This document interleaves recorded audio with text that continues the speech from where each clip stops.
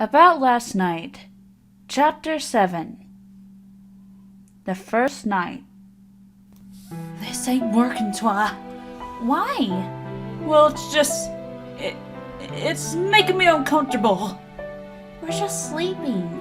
It's like I said. It's just like when you and Rarity shared a bed. No, it ain't! The cow pony said suddenly, lifting herself out of Twilight's bed and putting her hooves on the ground. I'm sorry, Twi. With Rare, we were just friends. Here, we just got married. Everything's awkward now. Applejack, Twilight said sadly. Can't you just cast a spell now? The unicorn shook her head. I'm afraid not. It's a complicated spell and I'm dead tired. I'm going to need at least a full night's sleep before I cast it. I don't think that's going to be happening here, Twi. Can't you drag out your spare bed? The unicorn looked at her oddly, getting out of bed herself. Why? The spell made us sleep in the same bed. Yeah, but maybe we just had to sleep in the same house or something. Couldn't we try that first? Twilight sighed. I guess we could. I don't see what the big deal is. Well, she trailed off. Trying to explain social conventions to Twilight was always a tricky business. Did you tell the princess about all this? I sent her a message. I'm sure she's already deep in investigation about it. Sister, I have arrived, Luna announced, trotting into her bedroom. I came as soon as night quarters ended. Now tell me, what important... She was cut off by her sister magically shutting the door and pulling her over to her bed. She was wearing the expression of a foal in a candy store. Luna, come here, you have to see this. Sister, what have you gotten into? Then the tape started playing. Within minutes, Luna was rolling on the floor, laughing.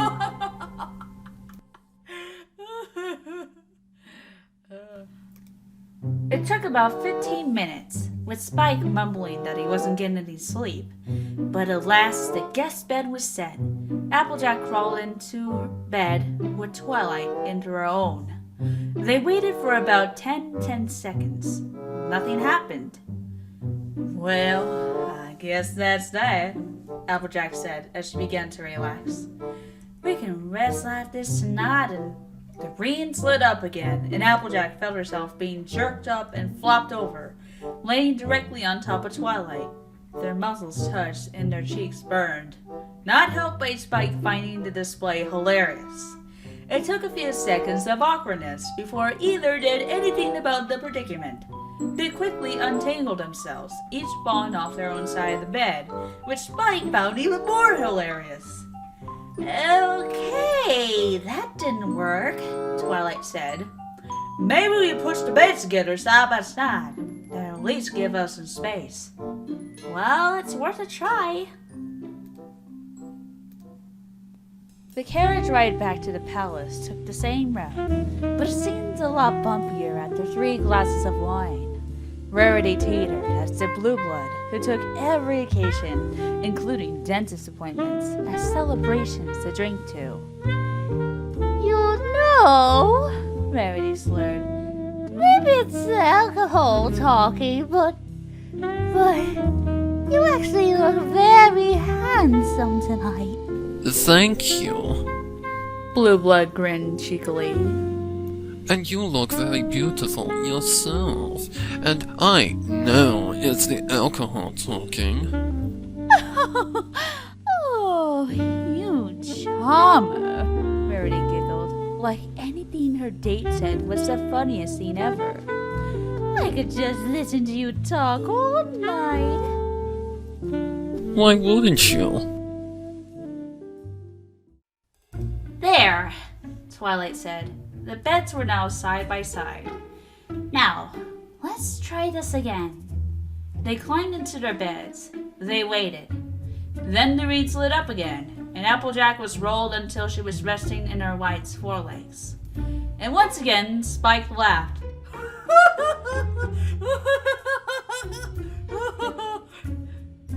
I don't believe this! Applejack fumed, pulling herself apart from Twilight. I guess that's that. He have to sleep in the same bed, period. Well then, let's get some sleep then, the cow pony muttered, turning her back to her partner.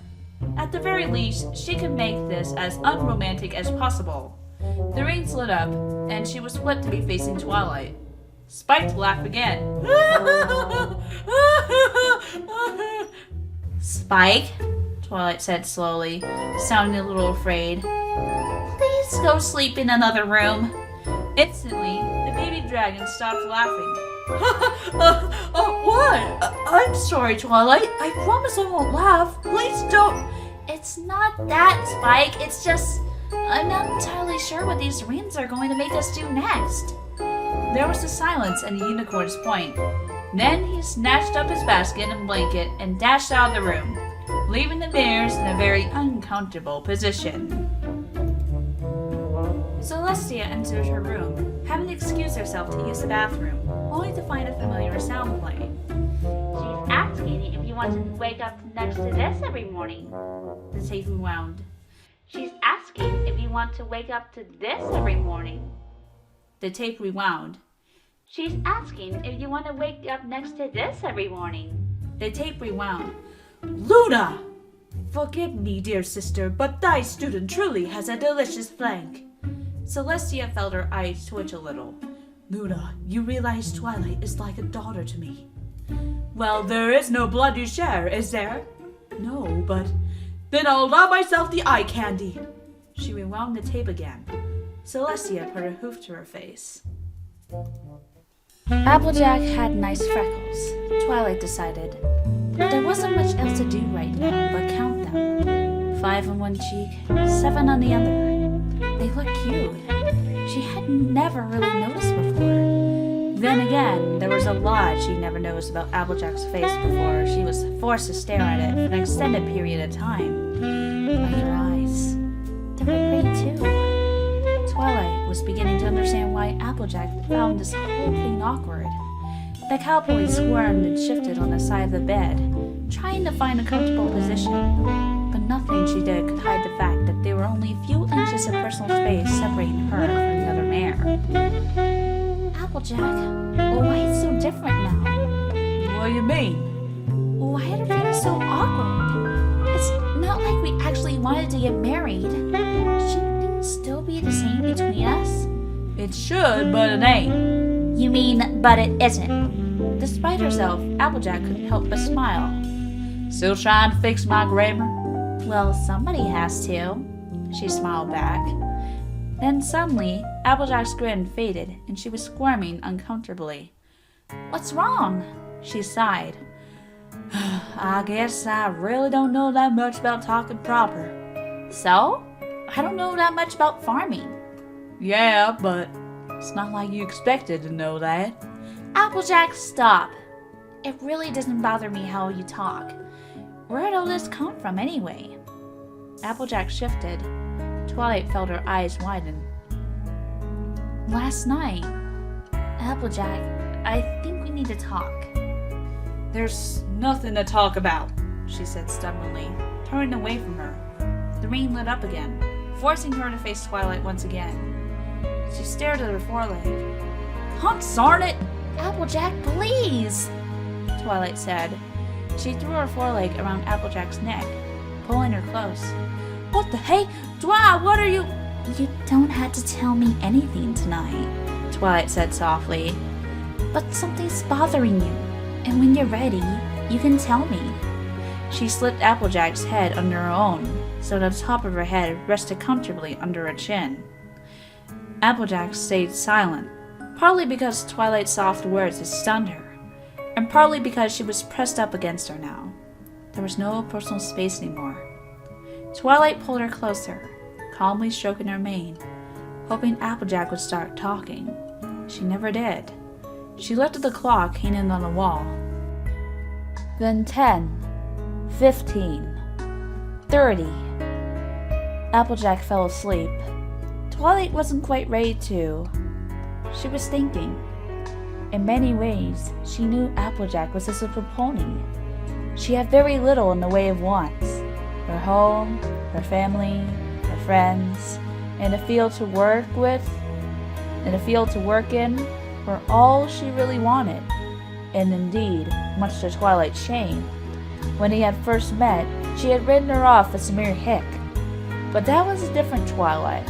She was far from the pony she was before she received the element of magic, and she knew better now. Applejack was deep in some ways, and that included emotions, but she couldn't figure them out here. Applejack's lack of proper enunciation had never bothered her before. So why now? Had she unknowingly made her friend uncomfortable by pointing out her deficiency? Suddenly, that seemed like a very real possibility. Oh no, what was I thinking? I hurt Applejack's feelings. Now she thinks that she's stupid. And she has low self-esteem. And it's all my fault! What if she tries to stop being my friend because she thinks I'm not good enough? Then the Apple family will hate me. And the others will hate me. And Celestia will. She stopped. She remembered the incident with the Equestria Games inspector. She took a few deep breaths.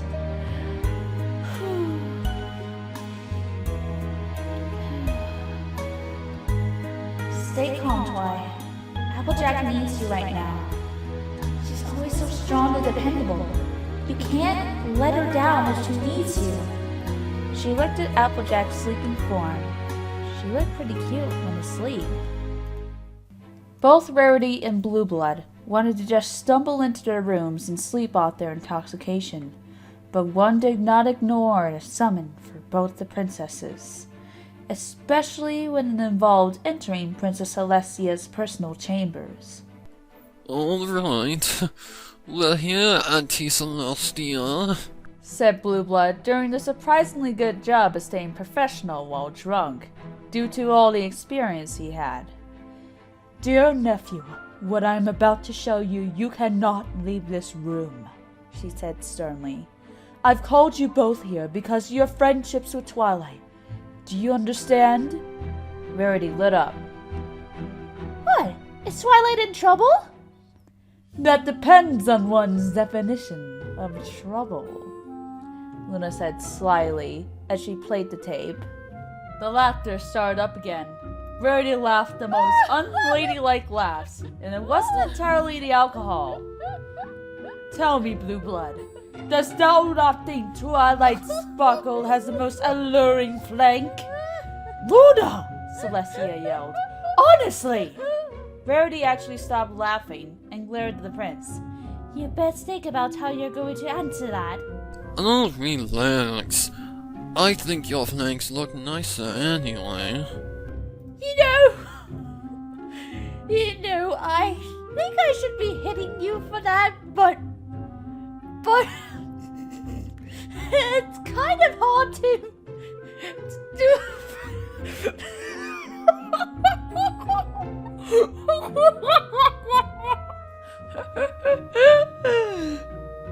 She descended into more laughing, eventually lifting up and kissing Blueblood on the cheek. Blueblood only grinned.